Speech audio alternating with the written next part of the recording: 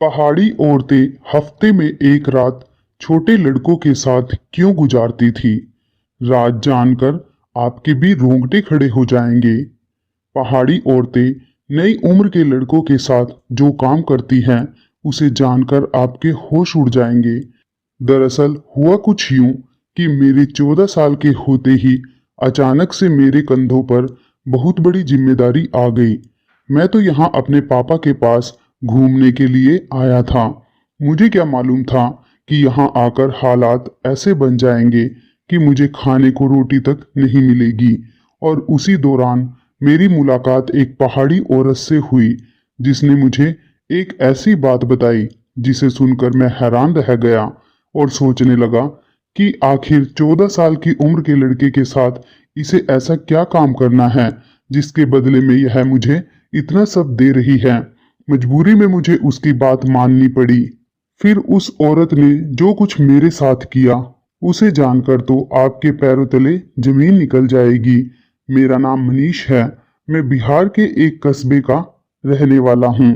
मेरी फैमिली में मेरे अलावा मेरी माँ, मेरी बहन और मेरा बड़ा भाई है। मेरे पिता कारपेंटर हैं, जो कि भूटान के पास एक छोटे से पहाड़ी गांव में काम करते हैं। उन्हीं की कमाई के जरिए हमारे घर का खर्चा चलता है। हालांकि उनके घर से दूर रहने की वजह से मेरा बड़ा भाई नशेड़ी बन चुका है। मेरी बहन अभी इंटर में पढ़ रही है और मैंने 8वीं क्लास के पेपर दिए थे। पेपर देकर मैं खाली हुआ। मेरी 1.5 महीने की छुट्टी थी। हम जिस कस्बे में रहते थे, वहां पर तो वैसे भी स्कूल में कम ही लोग जाया करते थे। कहने को छुट्टी 1.5 महीने की होती थी, लेकिन मुझे पता था कि मैं अभी स्कूल तो 2-2.5 महीने के बाद ही जाऊंगा। मैंने माँ से कहा कि मैं अपने पापा के पास जाकर अपनी छुट्टियां गुजारना चाहता हूँ। हालांकि मैं छोटा था, लेकिन बड़ी कम उम्र से घर की जिम्मेदारी अपने सिर पर ले रखी थी, तो मैंने ज्यादा चिंता नहीं की और मुझे अकेले गाड़ी में बैठा दिया। मेरा सफर बहुत अच्छे से गुजरा। इस दौरान माँ ने मेरे पापा को चिट्ठी लिख दी थी, जिसमें उन्होंने बताया था कि मनीष तुमसे मिलने तुम्हारे पास आ रहा है। मेरे पापा मुझे स्टेशन पर मिल गए। मेरे लिए तरह तरह की चीजें लेकर आए थे, क्योंकि आज मेरा जन्मदिन भी था। पापा ने मुझे गले से लगाकर बहुत प्यार किया और कहा कि मनीष, आज तुम पूरे 14 साल के हो गए हो। उसके बाद हम दोनों एक जिप्सी से पापा के घर की तरफ चलने लगे। जिप्सी पापा किराए पर लेकर आए थे। उसके अंदर कोई पहाड़ी गीत बज रहा था और हम दोनों बाप बेटे बड़ी मस्ती से एक दूसरे से बातें करते हुए सफर का मजा ले रहे थे। अचानक से हमारे साथ एक हादसा हुआ। हमारी जिप्सी का एक्सीडेंट हो गया। उस एक्सीडेंट में जिप्सी कार ड्राइवर हाथों हाथ ही मर गया। हालांकि मुझे बहुत ज्यादा चोट नहीं लगी, क्योंकि मैं गाड़ी के पहले झटके में ही गाड़ी से उछलकर नरम मुलायम घास के ऊपर गिर गया था। लेकिन मेरे पापा बहुत बुरी तरह से घायल हो गए थे, जिसकी वजह से मुझे उन्हें हॉस्पिटल लेकर जाना पड़ा। हॉस्पिटल में मैं गुमसुम सा खड़ा था। तभी पापा के दोस्त आए। उन्होंने मेरे कंधे पर हाथ रखकर मुझे तसल्ली दी और कहा कि बेटा, तुम चिंता मत करो, तुम्हारे पापा जल्दी ही ठीक हो जाएंगे। हालांकि हैसियत में मेरे पापा के दोस्त भी ऐसे नहीं थे जिन्हें देखकर लगता है कि वो बहुत पैसे वाले हैं। वो भी एक गरीब किस्म के आदमी थे, जो कि बिहार से ही यहाँ पर काम करने के लिए आए थे। तभी डॉक्टर भी वहां आया। उसने जो बात बताई, उसे सुनकर तो मेरी जान ही निकल गई। मैं यहाँ पहाड़ पर अपनी छुट्टियां बिताने और घूमने और मजे करने के लिए आया था। मैं कुछ वक्त अपने पापा के साथ यहाँ गुजारना चाहता था। अपनी माँ से बड़ी जिद करके इतने पैसों का इंतजाम किया था कि किसी तरह अपने पापा के पास भूटान के इस गांव तक आ जाऊं। पर यहाँ आकर तो मेरे ऊपर मुसीबत का ऐसा पहाड़ टूटा कि जिसकी कोई हद ही नहीं थी। पापा को देखकर मेरे आंसू रुकने का नाम ही नहीं ले रहे थे। उनकी हालत बहुत ज्यादा बुरी थी। उनका पूरा शरीर पट्टियों में लिपटा हुआ था। डॉक्टर कह रहे थे कि उनके हाथों और पैरों की हड्डियां टूट गई हैं और इन्हें ठीक होने में कम से कम 3 महीने तो लगेंगे। पापा के दोस्त ने तुरंत उस कंपनी को फोन किया जहां पर वो दोनों काम करते थे, ताकि उनकी कंपनी बुरे वक्त में मेरे पापा की मदद कर सके। लेकिन कंपनी के मालिक ने ये बात सुनकर उनसे साफ साफ कह दिया कि हम कोई भी खर्चा नहीं उठाएंगे और अब 6 महीने तक हमारे पास उनके लिए कोई काम नहीं है। हमने उनकी जगह किसी और को रख लिया है। कुछ दिन के बाद जब पापा होश में आए तब उन्हें ये बात पता चली तो वो बुरी तरह से रोने लगे, क्योंकि पापा के ऊपर पूरे घर की जिम्मेदारी थी। इस वजह से पापा यहाँ भूटान के पहाड़ी गांव में काम करने के लिए आए थे। यहाँ आकर पापा दिन रात पूरी लगन से काम करते थे, जिसकी वजह से हम लोग घर में सुकून की जिंदगी गुजार पाते थे। लेकिन अब तो पापा का काम ही चला गया था। उन्हें समझ नहीं आ रहा था कि यह बाकी का टाइम कैसे कटेगा, और यही सोचकर पापा की तबीयत और ज्यादा खराब होने लगी थी कि अब आगे क्या होगा। पापा को इतना परेशान देखकर मुझे बहुत तकलीफ हुई कि मैं यहाँ पर आने की अगर जिद नहीं करता तो नहीं पापा मुझे उस गाड़ी से लेने आते और ना ही हमारा एक्सीडेंट होता। मेरी नज़र में तो पापा की हालत का जिम्मेदार मैं खुद ही था। अस्पताल वालों ने 1 हफ्ते में पापा को छुट्टी दे दी थी। फिर मैं पापा के साथ उनके छोटे से घर में वापस आ गया। ये घर लकड़ी के झोपड़ी के जैसा था और पापा मुझसे कहने लगे कि अब हमें अपने गांव वापस जाना पड़ेगा, क्योंकि इस हालत में तो मैं यहाँ पर रह भी नहीं सकता।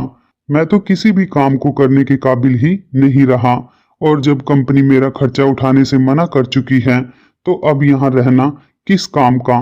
जो पैसा मैंने जमा किया हुआ है वो भी यहाँ रहे तो धीरे धीरे सारा खर्च हो जाएगा। इससे बेहतर यह है कि हम दोनों घर चलते हैं। लेकिन यह सुनकर तो मैं परेशान हो गया, क्योंकि मुझे पता था घर का हाल क्या है। बड़ा भाई पूरी तरह से नशे का आदी बन चुका है और घर की सारी जिम्मेदारी पापा के ऊपर थी, और पापा को इस हाल में देखकर घर में माँ और बहन दोनों ही बहुत ज्यादा परेशान हो जाएंगी। मैंने पापा को तसल्ली दी कि आपकी तबीयत कुछ बेहतर हो जाए तब हम घर वापस जाने का सोचेंगे। उस वक्त तो पापा टिकट लेने के काबिल भी नहीं थे और मैं इतना बड़ा भी नहीं था कि ये सब काम अकेले कर सकूं। लेकिन मेरा वापस जाने का कोई इरादा नहीं था। मैंने सोच लिया था कि मैं यहाँ कोई काम ढूंढ लूंगा, और जब तक पापा सही नहीं होते मैं अपने पापा के साथ रहकर उनकी जिम्मेदारी उठा लूंगा। लेकिन सारी परेशानी यह थी कि मुझे कोई काम आता ही नहीं था, और मुझे यह भी नहीं पता था कि इस गांव में क्या काम होता है जो मैं कर सकूं। इस छोटे से पहाड़ी गांव में 14 साल के छोटे बच्चे को काम पर रखने के लिए कोई भी तो राजी नहीं था, क्योंकि यहाँ के कानून के हिसाब से 14 साल के बच्चे को काम पर रखने पर कारखाने के मालिक को सख्त सजा हो जानी थी। मुझे समझ नहीं आ रहा था कि आखिर मैं करूं तो क्या करूं। मेरे लिए यहाँ काम ढूंढना नामुमकिन था, जबकि पापा कमरे में अकेले रहकर खुद को बीमार महसूस कर रहे थे। पापा को शाम में घर से बाहर ले आया ताकि पास के गार्डन में ले जाकर घुमाया जाए। वहां जब पापा बैठे हुए बच्चों को खेलता देख रहे थे तभी मेरी नजर एक पहाड़ी औरत पर पड़ी। वह थोड़ी दूर पर बैठी थी और उसकी नजरें मुझ पर बनी हुई थी। कुछ ही देर में पापा के दोस्त आ गए और पापा उनसे बात करने लगे। तभी उस औरत ने मुझे इशारा किया और अपने पास बुलाया। मैं तुरंत उसके पास चला गया। वो बहुत ही खूबसूरत, उम्र में 30 से 35 साल की होगी। वो मुस्कुराकर मुझसे पूछने लगी कि तुम कौन हो और कहाँ से हो, तुम्हारे पापा को क्या हुआ है। मैंने उसे अपना नाम मनीष बताया और अपना पूरा बायोडाटा एक सांस में ही उसे बता दिया, और उसे ये भी बताया कि हमारे पास कोई भी काम नहीं है, इस वजह से हमें यहाँ रहने में बहुत परेशानी आ रही है। मेरी बात सुनकर वो धीरे से मुस्कुराई और मुझसे कहने लगी कि तुम्हारा गुजारा किस तरह चल रहा है। ये सुनकर तो मेरी आंखों में आंसू आ गए और मैंने उससे कहा कि पापा की नौकरी तो पहले ही जा चुकी है और मैं यहाँ काम ढूंढते हुए थक चुका हूँ, लेकिन कोई भी मुझे काम पर रखना नहीं चाहता। उस औरत ने मुझसे कहा कि अगर तुम्हें यहाँ पर कोई काम मिल जाए तो तुम क्या वो काम करोगे। मैं बहुत खुश हो गया। मैंने कहा क्यों नहीं, अगर कोई काम होगा तो मैं जरूर करूँगा। मैं तो खुद यही चाहता हूँ कि किसी तरह यहाँ पर मुझे काम मिल जाए और मैं 6 महीने तक पापा की जिम्मेदारी संभाल लूँ। उसके बाद वो अपनी जॉब पर वापस जा सके और हमारा घर वापस से अपने रूटीन पर सेट हो जाए। मेरी बात सुनकर वो भी खुश हो गई और मुझसे कहने लगी कि तुम मुझे बहुत पसंद आए। मुझे तुम्हारे जैसे ही किसी लड़के की तलाश थी जो कि मेहनती हो और कोई भी काम करने को राजी हो, यहाँ तक कि अपने घर वालों की खातिर अपनी जान तक देने के लिए राजी हो। मैंने हैरानी से उससे पूछा कि आपके पास मेरे लिए कोई काम है। उसने कहा कि हाँ मेरे पास है, बल्कि तुम्हारे लिए तो बहुत अच्छा काम है जिसे करके तुम्हें खुशी भी होगी और तुम्हें बहुत पैसे भी मिलेंगे। सच बता रही हूँ, तुम बहुत मजा करोगे। उसकी बात सुनकर मैं खुश हो गया। आखिर में एक छोटा सा बच्चा ही तो था। मुझे तो ऐसा लगा जैसे मेरा मांगा हुआ कोई खिलौना मुझे मिल गया। इससे अच्छी तो कोई बात ही नहीं हो सकती थी। मैंने उससे कहा कि ठीक है, आप बस मुझे काम बता दीजिए, मैं अपने पापा से बात कर लूंगा। कहने लगी कि तुम्हें रोज सुबह से शाम तक मेरी कोठी पर आना होगा। एक हफ्ते में मैं तुम्हें ट्रेनिंग दूंगी और उसके बाद तुम्हें काम बता दिया जाएगा, लेकिन तुम्हें पूरे हफ्ते का पैसा दिया जाएगा। उसने मुझे अपनी कोठी का पता समझा दिया और कहने लगी कि मैं तुम्हारा इंतजार करूंगी। अगर तुम मेरे घर आए तो मुझे बड़ी खुशी होगी। वो बहुत अच्छे से मुस्कुरा मुस्कुरा कर बात कर रही थी। मैंने उससे कहा कि आप मुझे काम तो बताइए, तो मुस्कुरा कर कहने लगी, मनीष बेटा, इतनी भी क्या जल्दी है, पहले तुम आ तो जाओ। मैं उससे कोई और सवाल पूछता कि तभी मेरे पापा ने मुझे आवाज दे दी। उनके चेहरे पर तकलीफ साफ नजर आ रही थी, शायद उनसे बैठा नहीं जा रहा था। मैं फौरन पापा को लेकर घर की तरफ निकल पड़ा। रास्ते में पापा ने पूछा कि वो पहाड़ी औरत कौन थी और तुमसे क्या बातें कर रही थी। मैंने पापा को बता दिया कि वो औरत मुझे अपनी कोठी पर बुलाकर काम करवाना चाहती है। शायद उसे घर का कोई काम हो या फिर उसे मुझसे घर का सामान मंगवाना हो, वरना भला छोटे से बच्चे से औरत को क्या काम होगा। मेरी बात सुनते ही पापा ने साफ मना कर दिया और कहा कि अभी तुम सिर्फ 14 साल के हो, अभी तुम बच्चे हो, तुम यहाँ घूमने के लिए मेरे पास आए थे, मैं तुम्हें किसी काम पर नहीं जाने दूंगा। पहाड़ी औरत कौन है, ऐसे में किसी अनजान के घर तुम्हें कैसे भेज दूं? पता नहीं वो तुमसे कितना काम करवाएगी। पर मैंने पापा से कहा कि पापा बस 6 महीने की ही तो बात है, एक बार जब आप ठीक हो जाएंगे तो आप अपनी कंपनी को वापस से ज्वाइन कर लेंगे और मैं वापस से आपकी सेवा करके अपने घर चला जाऊंगा और अपनी पढ़ाई लिखाई में लग जाऊंगा। लेकिन तब तक तो घर का खर्चा चलाने के लिए कुछ न कुछ करना ही पड़ेगा और वो औरत मुझे अच्छे खासे पैसे देने को तैयार है, तो फिर मुझे काम करने में क्या परेशानी होगी भला। पापा की आंखें भीग गई। वो कहने लगे कि मेरा छोटा बेटा इतनी जल्दी बड़ा हो गया कि मुझे समझाने लगा। मैंने पापा से कहा कि एक बार उस औरत के घर जाकर तो देखता हूँ, एक दिन जाऊंगा, अगर मुझे काम समझ में नहीं आया तो वापस आ जाऊंगा, कोई दिक्कत नहीं। मेरी बात सुनकर और घर की परेशानी को देखकर पापा मान गए और मुझसे कहने लगे कि अगर तुम्हें कोई परेशानी हो तो उसी वक्त वापस आ जाना। और ये बातें करते हुए हम अपने घर आ गए। रात भर मैं यही सोचकर खुश होता रहा कि मैं काफी किस्मत वाला हूँ जो मुझे यह काम मिल गया, वरना मैं तो थक चुका था और हार मानकर घर वापस जाने की सोच चुका था। लेकिन मेरे दिल में थोड़ा सा डर भी था। मैं ये भी सोच रहा था कि ना जाने उसकी कोठी कितनी बड़ी होगी, क्या मुझे उसकी पूरी कोठी की सफाई करनी होगी। यही सब सोच अचानक से मेरी आंखें बंद हो गई और मैं सो गया। अगली सुबह मैं सवेरे सवेरे उठ गया था और पापा के सारे काम करके उस औरत की कोठी पर जाने के लिए निकल गया। उस औरत की कोठी हमारे घर से ज्यादा दूर नहीं थी, इसलिए पापा ने वहां भेजने की हामी भर ली थी। साथ में पापा को यकीन दिलाया था कि कोई भी परेशानी होगी तो मैं सीधा घर आ जाऊंगा।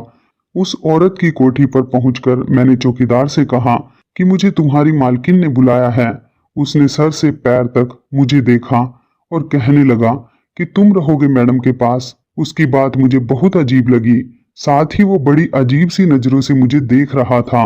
उसके बाद उसने टेलीफोन के जरिए एक नौकरानी को बाहर बुलाया और मुस्कुराकर उससे कहा, ये बच्चा मैडम के साथ रहेगा, मालकिन एक से एक खूबसूरत लड़का ढूंढ कर लाती है, उनकी भी दाद देनी पड़ेगी। इस तरह की बातों को सुनकर मैं हैरान हो गया। भला काम करवाने के लिए किसी को खूबसूरत होने की क्या जरूरत है? मैडम को तो मेरे काम से मतलब होना चाहिए था। मुझे लगा शायद ये चौकीदार कुछ पागल सा है। नौकरानी चौकीदार की बात सुनकर हंसी और मेरा हाथ पकड़कर मुझे कोठी के अंदर ले गई। कोठी बहुत बड़ी थी और बहुत ही खूबसूरत भी। वहां तो किसी चीज की कमी नहीं थी। ऐसा लगता था जैसे कि सोने के किसी महल में आ गया हूँ। मैं अंदर जाकर खूबसूरत सोफे पर बैठ गया। मेरे सामने लीची का जूस रखा गया, बिल्कुल ऐसे जैसे मैं कोई खास मेहमान हूँ। थोड़ी ही देर में मैडम भी वहां आ गई। मैं उस पहाड़ी औरत को देखकर हैरान रह गया। वो बहुत ज्यादा खूबसूरत थी। लग रहा था जैसे मैं किसी फिल्म की हीरोइन को देख रहा हूँ। नाइट सूट में बहुत सारा मेकअप लगाए वो मेरे सामने बैठी हुई थी। हालांकि मेरी उम्र इतनी भी नहीं थी, लेकिन फिर भी वो मुझे बहुत ही हसीन लग रही थी। मैंने अपनी नजर शर्म से नीचे कर ली। जो भी था वो मेरी मालकिन थी और मुझे उसके यहाँ काम करना था। मैंने जूस पी लिया तो मैडम ने मुझसे कहा कि तुम थोड़ी देर कमरे में जाकर आराम कर लो। उस औरत की ये बात सुनकर मैं हैरान हो गया। मैं तो यहाँ काम करने के लिए आया था, आराम करने के लिए नहीं। और ना ही कोई इतनी दूर से आया था कि मुझे आराम करने की जरूरत पड़े। मैंने फौरन कहा कि मैडम मैं बिल्कुल तरोताजा हूँ, आप मुझे काम बताइए, मैं बड़ी मेहनत से आपका काम करूँगा। मेरी बात सुनकर वो पहाड़ी औरत अपनी खूबसूरत अंदाज में मुस्कुराई और बोली, काम तो तुम्हें ईमानदारी से ही करना होगा, इसी बात के तो तुम्हें पैसे मिलेंगे। लेकिन अभी तुम जाकर आराम करो और फिर मैं तुम्हारे पास आकर तुम्हें बताती हूँ कि तुम्हें क्या काम करना है। तभी एक और नौकरानी आई और वो मुझे लेकर एक बहुत खूबसूरत कमरे में चली गई। कमरा इतना बड़ा और इतना शानदार था कि मैं कुछ देर कमरे को देखता रहा। कमरा बहुत अच्छी तरह से सजाया गया था। जब से मैं यहाँ आया था पापा की तबीयत को लेकर बहुत परेशान था। ना तो मैं ठीक से कुछ खा पाया था और ना ही ठीक से कुछ देख पाया था। इस कमरे में आकर जब मैं सुकून से बिस्तर पर बैठा तो सामने लगे शीशे में मैंने अपनी शक्ल देखी। मैं तो वाकई बहुत खूबसूरत था। वो चौकीदार सही कह रहा था, खूबसूरत तो मैं हूं ही, अपनी माँ की तरह। दूधिया रंग, तीखे नैन नक्श और नीली आंखें। मैं दूसरे बच्चों से बहुत अलग था। अपने गांव में भी मेरी आंखों के बड़े चर्चे थे। हर कोई कहता था कि ये बच्चा तो ऐसा लगता है कि किसी अमीर के घर पैदा होता। यहाँ कहाँ पर कीचड़ में कमल खिल गया। कुछ ही देर गुजरी थी कि कमरे का दरवाजा खुला और वो पहाड़ी औरत एक खूबसूरत लड़की को लेकर मेरे पास आई। मैं उसे देखकर तुरंत उठकर बैठ गया। मैडम ने उस लड़की से मुझे मिलवाया। उसका नाम सुनीता था। मैडम कहने लगी कि ये तुम्हें आज से उठने बैठने रहने सहने का तौर तरीका सिखाएगी, इस देश में कैसे रहा जाता है, कैसे बात की जाती है और तुम्हें यहाँ की थोड़ी सी भाषा भी सिखा देगी। मैडम की ये बात तो मुझे बहुत अजीब लगी। आखिर मुझे घर के काम करने के लिए पहाड़ी तौर तरीके सीखने की क्या जरूरत थी और उठने बैठने के तरीके तो मुझे पहले से ही मालूम थे। फिर मैडम सुनीता नाम की खूबसूरत लड़की को मेरे पीछे क्यों लगा रही थी। तभी वो कहने लगी कि एक हफ्ते तुम्हें यह सब सीखना है और उसके बाद तुम मेरे काम के बन जाओगे। ये पूरा एक हफ्ता तुम्हें सुनीता के साथ ही बिताना है। वो तुम्हें छोटी से छोटी बात सिखाएगी। मैडम मुझे सुनीता के हवाले करके कमरे से चली गई। बहुत ही खूबसूरत औरत थी और बहुत ही अच्छे तरीके से मुझे हर चीज सिखा रही थी। यहाँ तक कि लोगों के सामने कैसे बैठना चाहिए, कैसे बात करनी चाहिए और अपने आप को खूबसूरत कैसे बनाना चाहिए। हालांकि एक बात मैं समझ नहीं पा रहा था कि एक नौकर को इतनी ज्यादा ट्रेनिंग देने की क्या जरूरत थी। पहले दिन जब मैं शाम को घर लौटा तो पापा मेरी फिक्र में बहुत परेशान हो रहे थे। वो मुझे देखते ही कहने लगे कि आज मैं सारा दिन तुम्हारे बारे में ही सोचता रहा। बताओ तो जरा, पहले दिन तुमने क्या क्या काम किया। उस औरत ने तुमसे बहुत ज्यादा मेहनत तो नहीं कराई। मैंने पापा को बताया कि मुझे सिर्फ उठने बैठने के, पहाड़ी जिंदगी जीने के तरीके सिखाए गए। मेरी बात सुनकर पापा मुस्कुरा दिए। पापा को मुस्कुराता हुआ देखकर मैं हैरान हो गया और उनसे पूछा कि ऐसा क्यों। पापा कहने लगे कि पहाड़ी लोग बहुत अजीब होते हैं। एक बिल्ली भी पालते हैं तो उसकी नस्ल देखते हैं, फिर तुमको बिना कुछ सिखाए कैसे अपने घर में काम पर रख लेते। यकीनन वो तुम्हें पहले अपने तौर तरीके सिखाएंगे ताकि तुम उनकी कोठी में ढंग से रह सको। चलो अच्छा है, इस तरह तुम्हें बहुत कुछ सीखने को मिलेगा और मुझे यह जानकर बड़ा सुकून मिला कि तुम पर काम का कोई बड़ा बोझ भी नहीं है। मनीष बेटा, बहुत दिल लगाकर और मेहनत से सब कुछ सीखना। जब मैं सही हो जाऊंगा और वापस अपनी नौकरी पर चला जाऊंगा, तब तुम्हें वापस घर भेज दूंगा और तुम्हें यह अच्छे तरीके से सीखकर अपनी जिंदगी में फायदा होगा। तुम्हारी माँ तुम्हारे बिना इतने दिन रह नहीं पाएगी। मैं चाहता हूँ कि जल्द से जल्द मैं तुम्हें घर वापस भेज दूं। पापा ठीक ही तो कह रहे थे, मेरे बिना मम्मी आखिर कैसे दिन गुजार रही होगी। इसके बाद तो ये रूटीन बन गया। मैं रोज सुबह मालकिन की कोठी पर जाता। मुझे वहां पर अच्छे से अच्छे कपड़े पहनने के लिए दिए जाते, अच्छे से अच्छा खाना दिया जाता, मेरे बालों को बहुत खूबसूरत स्टाइल से बनाया जाता, मुझे हर तरह की चीजें मुहैया कराई जाती। 4 दिन में मेरे ही अंदर बहुत ज्यादा बदलाव आ गया था।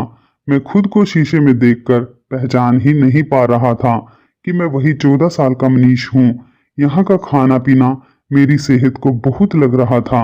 मुझ पर कोठी में घूमने फिरने पर भी कोई रोक टोक नहीं थी।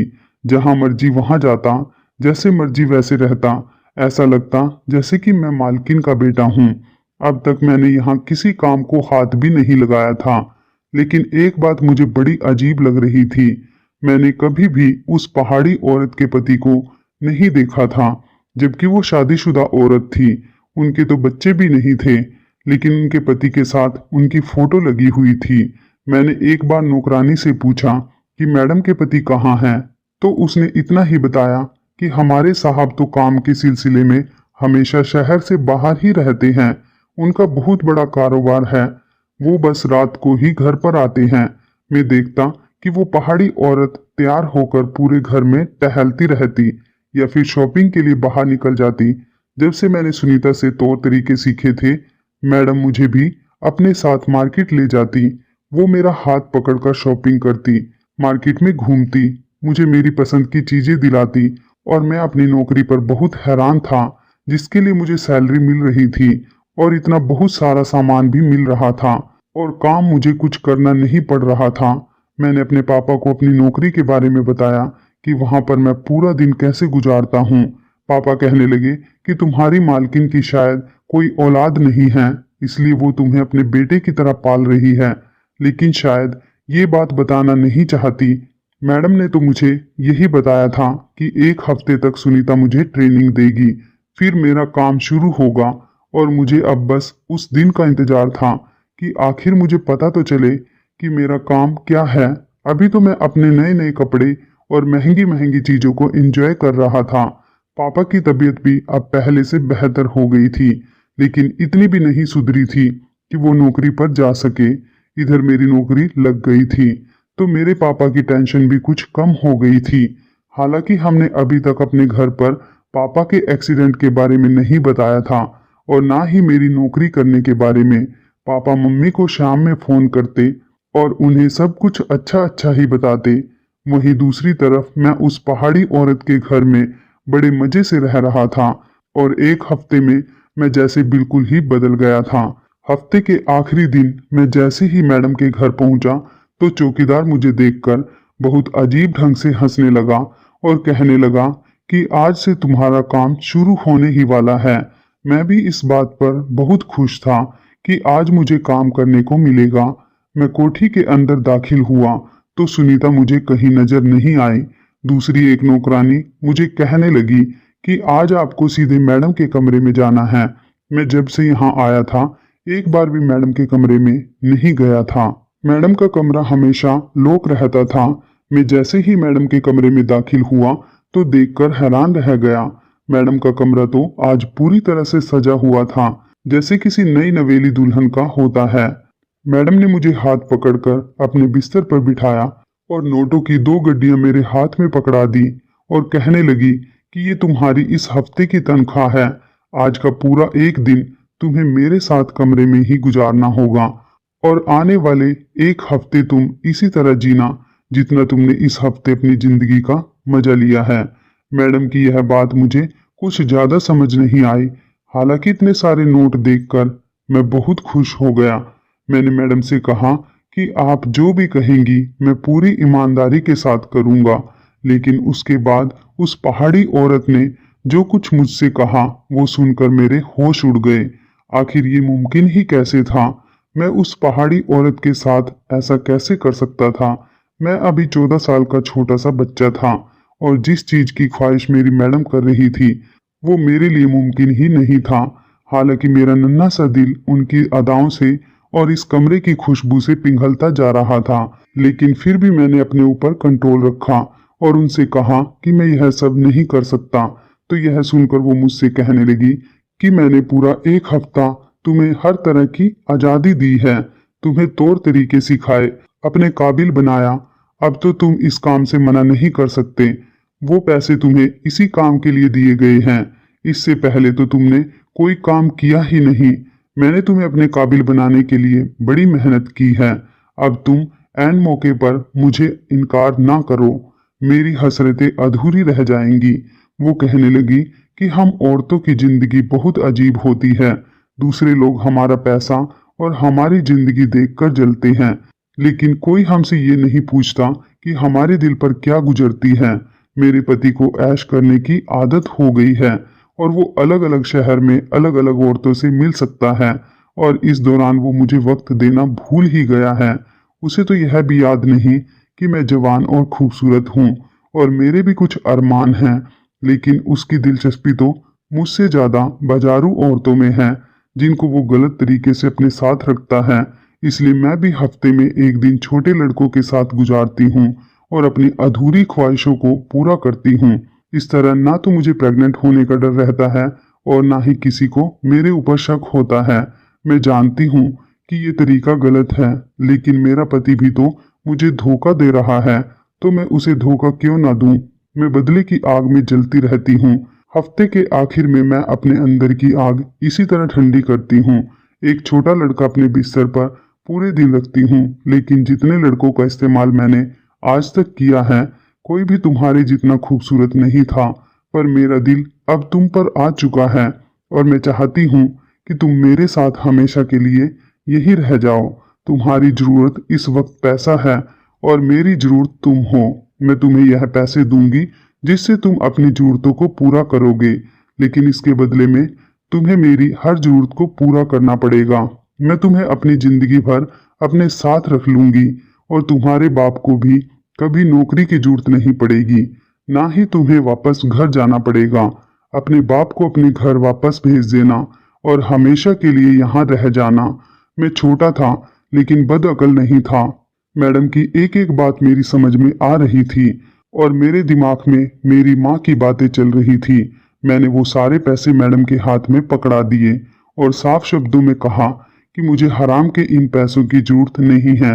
मैं पाप के इस रास्ते पर चलकर पैसा कमाना नहीं चाहता। मैडम मुझे रोकती रह गई, लेकिन मैंने उनकी एक न सुनी। पैसे की चमक भी मुझे रोक नहीं पाई और उनकी खूबसूरत जवानी भी और उनकी अदाएं भी, कुछ भी मुझे रोक नहीं पाया, क्योंकि मेरी माँ की परवरिश मेरे लिए बहुत ज़्यादा अहम थी।